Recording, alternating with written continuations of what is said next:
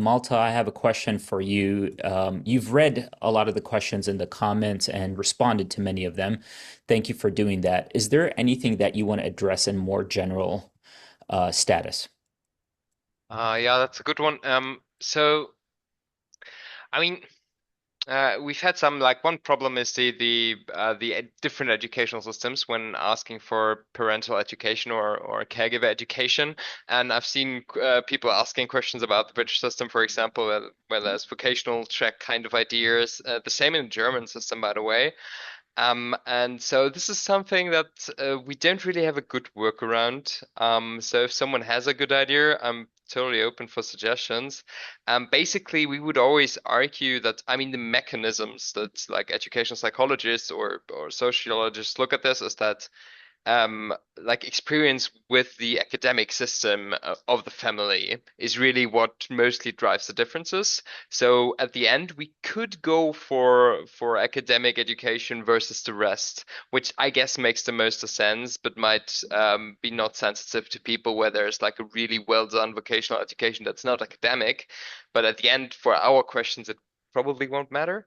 So I think about something like post-secondary vocational and post-secondary higher education would be the way to go, I guess. Perfect. Thank you. And then, Olga, somehow the audience has picked up this perception that your students are more advanced than any other students, mainly by the topics that you're covering. And they're wondering if this intervention is effective in your classes because of the students' interest or engagement, or how advanced they are. Do you have anything to share about that? So I think the research that we have so my students are not advanced. I just teach them things that are too hard. That's Okay. just the sad truth of it. And I benefit from my reputation and that they self-select into my upper year courses where I get away with harder things. So no, they're not better or anything than anybody. Um, the evidence that we do have with regards to simulations as a tool, I don't think we have any in economics that's super convincing, but we do have some from nursing, very different context. So Hmm. take from it whatever you want to, but there it's clear that both the lower and the upper sides of the distribution can benefit. Then, if we kind of really broaden our interpretation and look at computer-based learning more broadly, there's more research in the high school context and middle school context. There, the results seem to be that it's the higher achievement students that really benefit from it. Hmm. From my personal experience, this is not a magic bullet where the students who were not going to interact with the course material suddenly start to do so. So the question is, if the better students do engage more, and probably they benefit more as well. But that's just my intuition. Okay. There were also questions about the actual act of building the simulation. Do you have any tips for somebody that's getting started on how to go about doing that? Oh, for sure. I think personally, so I prefer Claude. That's my LLM of choice. You can do a lot just within the web interface of Claude AI. If you want to really push it, then you can go with Claude Code, but then you have to learn how to get more comfortable with working in the terminal, install the tool, operate with it, and there is a relatively significant cost to that. But I think you can get away um, with just using the web interface, and it can already get you so far. And literally, like, if you struggle with, if it says, in order to, what I'm trying to say here is that the tools are really intuitive to use. Okay. If you're struggling with anything, and literally sometimes I struggle with, like, I cannot find the button. I take a Hmm. screenshot and I put it in there. It's like, here is the button. So the cost of actually starting is, I think, really low. The cost of doing something really, truly amazing, you would probably have to engage more with Claude Code, which Hmm. already makes it much easier, but there is a big setup cost for that.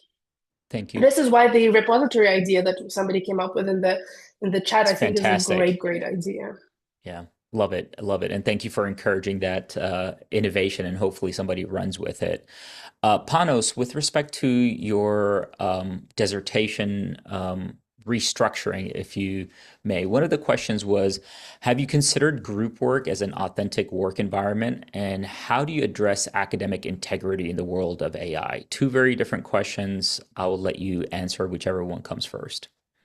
So with group work, we have considered it, and basically in the third iteration of the module, we introduce it as a part of the assessment for Econ 3038 for the policy-oriented group route, and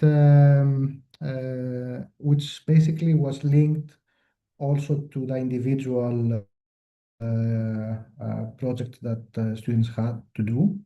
I think it worked very well because the students had to do to analyze some data and extract some results which were related to their topic, and then this prepare them also for the final result.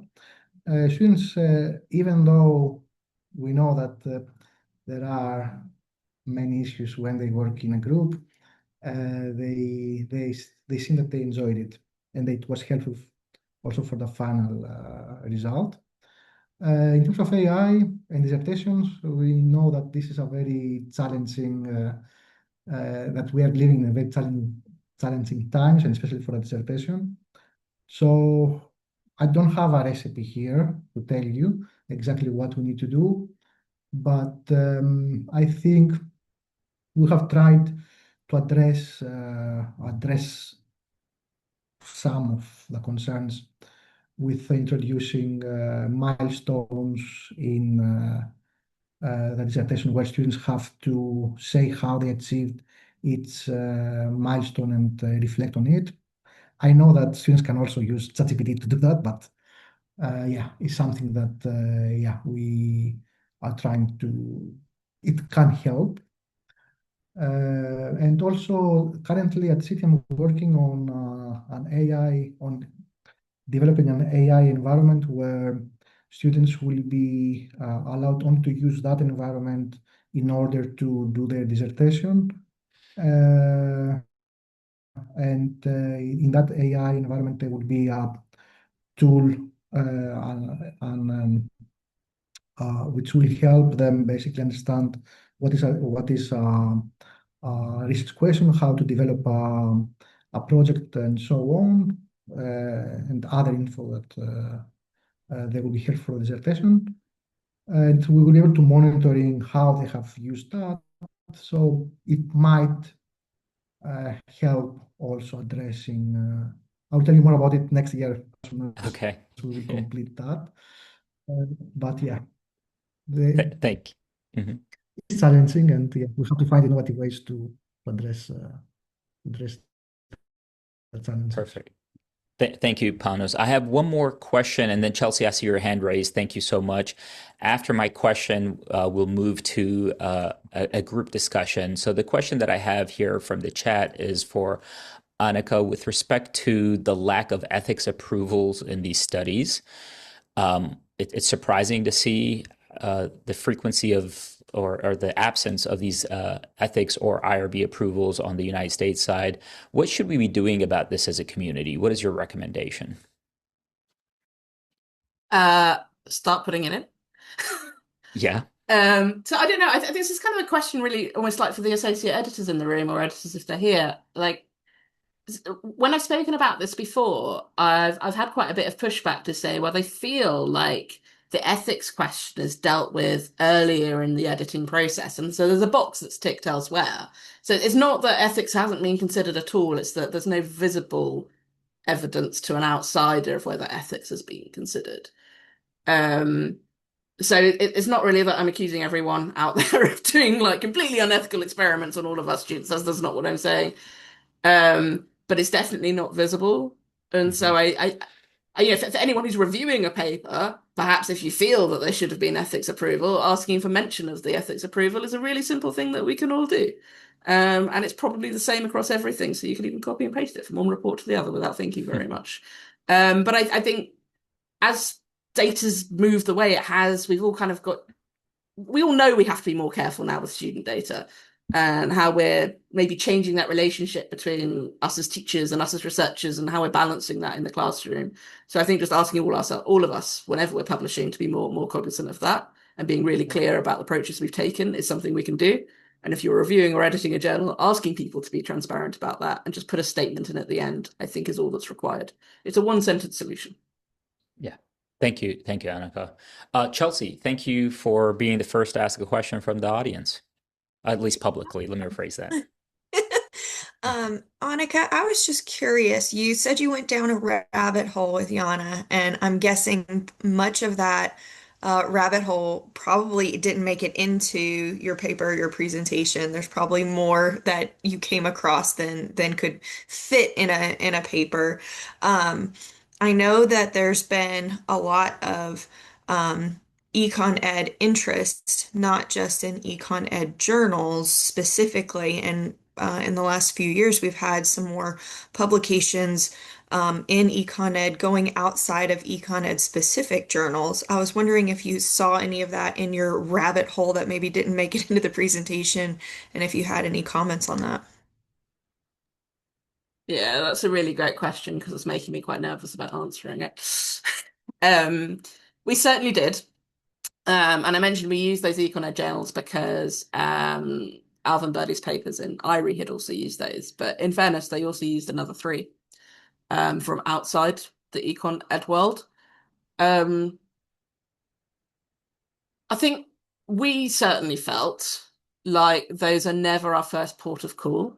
It's almost like those are the ones that you go to when you really want to hit for a sort of like a higher star rating and sort of really do much higher impact. It's sort of like if you've got a really, really, really great quality study, which is of benefit beyond economics, then you aim for these higher journals. But we were really thinking of people like at earlier stages in their career or people whose main purpose of their job is not research, and so they're trying to do this alongside the other 50 million things we all do, which do count properly towards promotions or whatever. So I think we wanted to start in the space that we knew, and that's been big enough. So we sort of stayed in that section of the rabbit hole. But there's true, there's a whole other warren out there with the rest of the journals. There are, however, a few studies that have studied that outside of the econ space and then make no commentary on econ. So in particular in the UK, there's one by Evans et al. And Advanced HE, which sort of looks in more detail about how people are conducting these. And I can tell you there, the results are entirely opposite. Everything's qualitative. There's really like great detail on the focus groups and how they're conducted and so on. So that was as far as I got into that. Enough to tell me it's looking very different to that Econ Ed picture. Quite how we now bridge the two, I don't know. That's an interesting question. I'd have to think more about that one. Perfect, Danica. We have time for one more question before we break and get ready for the closing plenary. Anybody have a question? All right. I don't see any hands or hear from anybody. I'll take the moment and just thank all the presenters for a fantastic session and clear presentations. And for the organizers, once again, thank you for including me and us. There is a closing plenary session.